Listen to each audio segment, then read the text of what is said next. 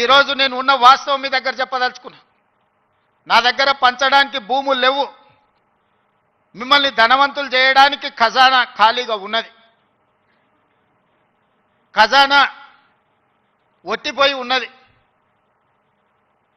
భూములేమో లేవు, పంపకాలు జరిగిపోయినాయి.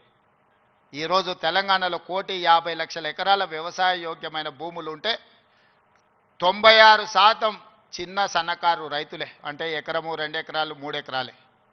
ఇప్పుడు అగ్రికల్చర్ సీలింగ్ యాక్ట్ తెచ్చినా నేను గుంజుకోవడానికి గజం కాదు కదా, ఇంచు భూమి కూడా లేదు.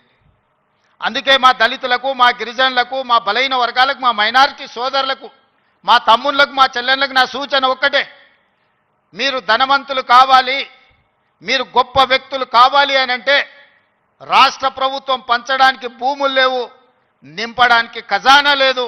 మీకు నేను ఇవ్వగలిగింది విద్య ఒక్కటే. నాణ్యమైన విద్యనే మీ తలరాతలను మారుస్తుంది.